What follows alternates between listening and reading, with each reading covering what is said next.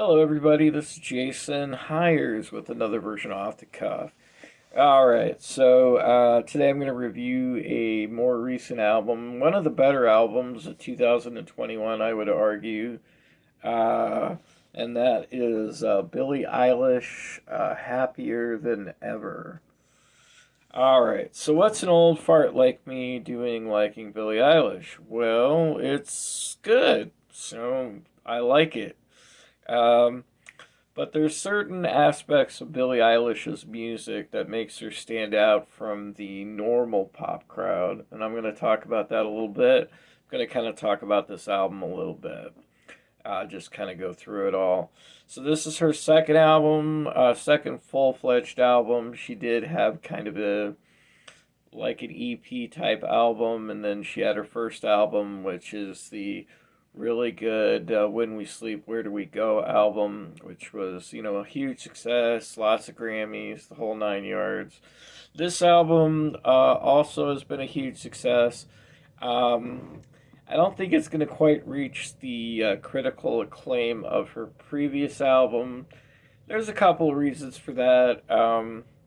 One thing I want to talk about is there's been a lot of press about Billie's body in terms of when early in her career she was wear baggy clothes and really show off her body, and then there were some pictures of her in like a swimsuit, and then there was a bunch of people that were freaking out that she was selling out and selling her body or whatever.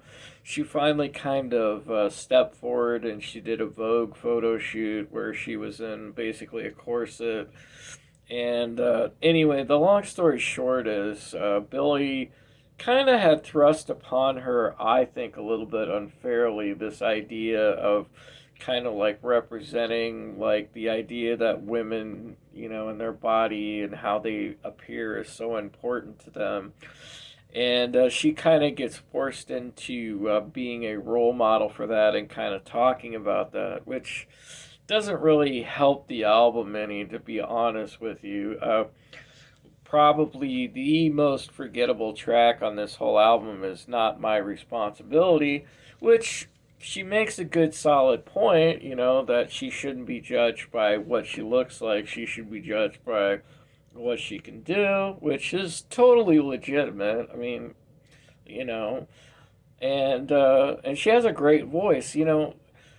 Beautiful people don't always have great voices. It's or have a lot of talent. A lot of beautiful people, they don't need to have a lot of talent because they're beautiful. They get attention anyway.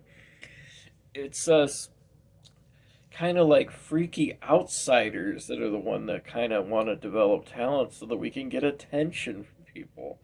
Because no one's going to pay attention to us because we look pretty. That's not who we are, you know? So I feel kind of. There's a couple of songs where she gets into this. Not My Responsibility is the worst example. Male Fantasy, she kind of gets into it a little bit. There's a couple of songs on this album that, if they weren't on the album, it really wouldn't. To me, I wouldn't really miss these songs. Getting Older is, it's there. My Future's okay, but not anything special. Haley's Comet is kind of forgettable. Uh, but when this album is on, it's a very good album. Like songs like Oxytocin is a really great song. I really like Happier Than Ever. The title track is a really good song. Therefore I Am is a good song. NDA is a really good song. Your Power is very beautiful. So there's a lot of really good songs on this album.